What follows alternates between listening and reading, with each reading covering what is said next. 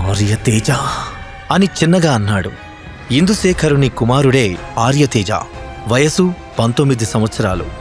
విశ్వజిత్తును బానిసగా మార్చిన తర్వాత తన కొడుకుని ధర్మపురి సామ్రాజ్యానికి యువరాజుగా ప్రకటించాడు ఇందుశేఖరుడు.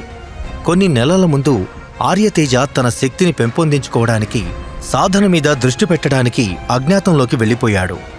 చాలా రోజులు అతను ఎక్కడికి వెళ్ళాడో, ఏం చేశాడో ఎవరికీ తెలియదు. కాని ఇప్పుడు మాత్రం అత్యంత శక్తివంతంగా కనబడుతున్నాడు. విద్యార్థులందరూ అతనితో మాట్లాడ్డానికి ప్రయత్నిస్తూ ఉంటే అదేమీ లెక్క చేయని ఆర్యతేజ నేరుగా విశ్వజిత్ దగ్గరికి వెళ్ళి, ఇన్ని సంవత్సరాల తర్వాత కూడా నువ్వు ఇంకా జీవించి ఉన్నావంటే నాకు నమ్మశక్యం కావడం లేదు అని గంభీరంగా అన్నాడు. నువ్వు ఇక్కడికొచ్చిన పనిని పూర్తి చేసుకొని వెళ్ళు, నా జోలికి రాకు అని హెచ్చరిస్తున్నట్లుగా చెప్పాడు విశ్వజిత్. అది విన్న విద్యార్థులు అతను ఏదో పెద్ద తప్పు చేసినట్టు చూస్తూ, యువరాజుకు ఎదురు చెప్పడానికి నీకెంత ధైర్యం? నువ్వొక బానిసమన్న విషయాన్ని మర్చిపోకు. వెంటనే యువరాజు కాళ్ళ మీద పడి క్షమించమని అడుగు, లేదంటే నువ్వు చేసిన ఈ పనికి పశ్చాత్తాపడాల్సొస్తుంది అని హెచ్చరించారు. అది చూసిన ఆర్యతేజ అందర్నీ మౌనంగా ఉండమన్నట్టు సైగ చేసి విశ్వజిత్ వైపు వంకరగా నవ్వుతూ చూస్తూ, నేను అజ్ఞాతంలోకి ఎందుకు వెళ్లానో తెలుసా అని అడిగాడు. విశ్వజిత్ మాత్రం ఎటువంటి సమాధానం ఇవ్వకుండా ఆర్యతేజ కళ్ళల్లోకి సూటిగా చూస్తూ ఉన్నాడు. దానితో ఆర్యతేజ తన మాటలను కొనసాగిస్తూ, జనార్దన మహర్షి ఇచ్చిన దివ్య ఔషధాలు అసాధారణమైనవి. వాటిలో ఉన్న దివ్యశక్తి నా శరీరాన్ని పూర్తిగా శుద్ధి చేసింది. ఒక రకంగా చెప్పాలంటే అవి స్వీకరించిన తర్వాత నాకొక పునర్జన్మ లభించినట్టయింది. ఇప్పుడు నేను నా స్వాదిష్టాన చక్రంలోని శక్తిని కూడా జాగృతం చేశాను. త్వరలోనే విశుద్ధ చక్రం యొక్క శక్తిని కూడా జాగృతం చేసి మహావీరునిగా మారిపోతాను అని పొగరుగా చెప్పాడు. జనార్దన మహర్షి ఇచ్చిన ఔషధాలా అంటూ కళ్ళు పెద్దవి చేశాడు విశ్వజిత్. అతను ఆర్యతేజ చెప్పిన మాటలను నమ్మలేకపోతున్నాడు. తాళపత్ర గ్రంథంతో పాటు జనార్దన మహర్షి ఇచ్చిన 2 దివ్య ఔషధాలు ధర్మపురి సామ్రాజ్యానికి ఒక గుప్త నిధి లాంటివి. వాటిని ఒక రహస్య స్థలంలో దాచి ఉంచారని మహారాజు సూర్యశేఖరుడు విశ్వజిత్కి చెప్పాడు. అంతేకాదు, రాజవంశీకులలో ఎవరైతే 19 సంవత్సరాలకు తమ స్వాదిష్టాన చక్రాన్ని జాగృతం చేస్తారో వాళ్లకి మాత్రమే ఆ ఔషధాలు స్వీకరించే అర్హత ఉంటుంది. కాని ఇంతవరకు రాజవంశీకులలో ఎవ్వరూ 19 సంవత్సరాలలోపు తమ స్వాదిష్టాన చక్రాన్ని జాగృతం చేయలేదు. అందుకే ఆ ఔషధాలు ఏ ఒక్కరికీ దక్కలేదు. కాని 3 సంవత్సరాలకు పూర్వం ఎప్పుడైతే 16 ఏళ్ల వయసులోనే విశ్వజిత్ తన మూలాధార చక్రాన్ని జాగృతం చేశాడో అప్పుడే అతని తండ్రి స్వాదిష్టాన చక్రాన్ని అతి త్వరలో జాగృతం చేస్తే గనక తనకి ఆ దివ్య ఔషధాలను ఇస్తానని మాటిచ్చాడు. దురదృష్టవశాత్తు మహారాజు చనిపోయిన తర్వాత అతను బానిసగా మారిపోవడం వల్ల శిక్షణతో పాటు షట్చక్ర సాధనను కూడా కొనసాగించలేకపోయాడు. ఇక ఆర్యతేజ విషయానికొస్తే అతను అతి కష్టం మీద 18 సంవత్సరాల వయసులో తన మూలాధార చక్రాన్ని జాగృతం చేశాడు. అందువల్ల ఆ ఔషధాలు స్వీకరించే అర్హత అతనికి లేదు. అది తెలిసి కూడా ఇందుశేఖరుడు అత్యాశకు పోయి తన కొడుక్కి ఆ ఔషధాలనిచ్చాడు. వాటి సాయంతో ఇప్పుడు ఆర్యతేజ తన స్వాదిష్టాన చక్రాన్ని జాగృతం చేశాడు. ఏదో ఆలోచిస్తూ ఏమీ మాట్లాడకుండా మౌనంగా ఉన్న విశ్వజిత్ని చూసి, ఏమిటి విశ్వ, అలా స్తంభించిపోయావు? నీకు దక్కాల్సిన ఔషధాలు నాకు దక్కినందుకా అని అడిగాడు ఆర్యతేజ. నీకు మన పూర్వీకుల మీద, రాజనియమాల మీద ఏమాత్రం మర్యాద లేదా? ఔషధాలు తీసుకోవడానికి అర్హుడివి కాదని తెలిసినా నువ్వు వాటిని ఎందుకు స్వీకరించావు? నీకు కొంచెం కూడా భయం లేదా అని సూటిగా ప్రశ్నించాడు విశ్వజిత్. అతనికి ఆర్యతేజ ఒక మూర్ఖుడిలాగా కనబడుతూ ఉన్నాడు.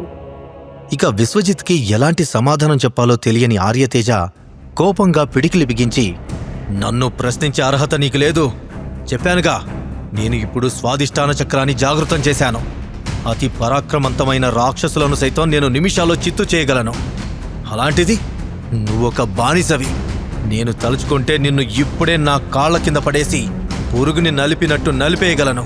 నా శక్తి ఏంటో ఇప్పుడే చూపిస్తాను అని అక్కడున్న ఆచార్యునితో, నేను నా శిక్షణ సహాయకుడిని ఎంచుకోవాలనుకుంటున్నాను అని చెప్పాడు. వెంటనే ఆచార్యుడు ఖైదీలందరినీ వరుస క్రమంలో నిలబెట్టాడు. అక్కడున్న వాళ్ళందరినీ ఒకసారి చూసిన ఆర్యతేజ, నాతో పోటీ పడడానికి నేను నిన్నెంచుకుంటున్నాను.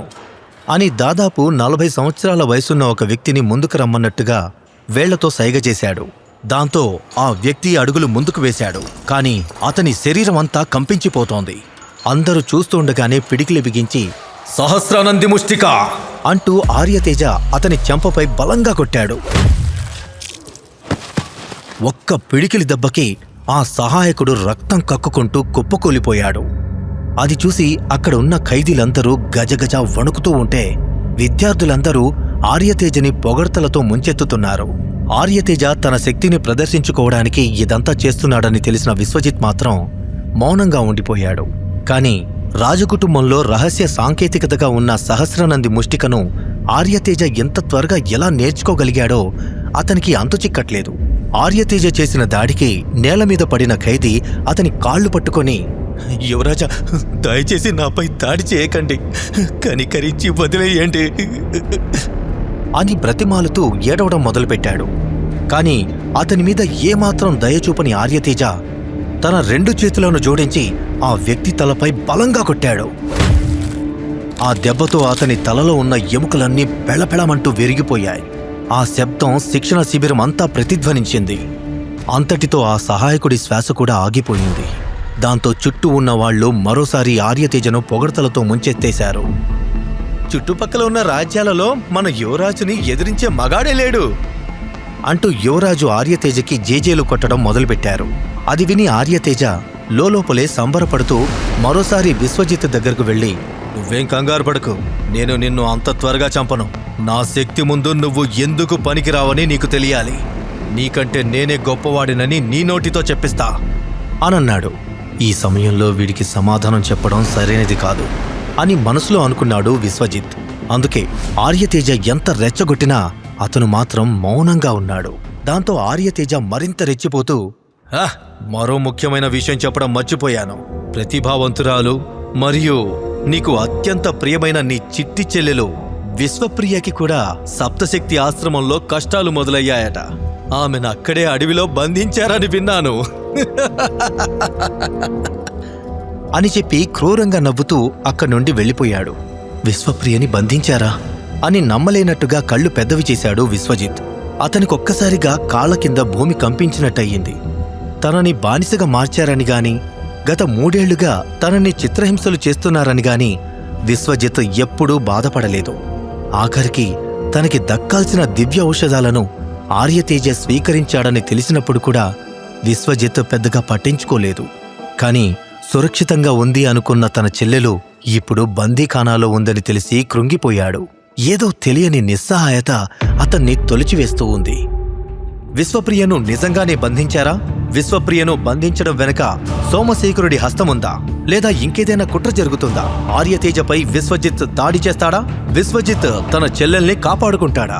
ఈ ప్రశ్నలకు సమాధానాలు తెలుసుకోవాలంటే నెక్స్ట్ ఎపిసోడ్ వినాల్సిందే. క్రింద ఇచ్చిన లింక్ ని క్లిక్ చేసి పాకెట్ ఎఫ్ఎం యాప్ ని ఇన్స్టాల్ చేసుకోండి. Stay tune to pocket FM.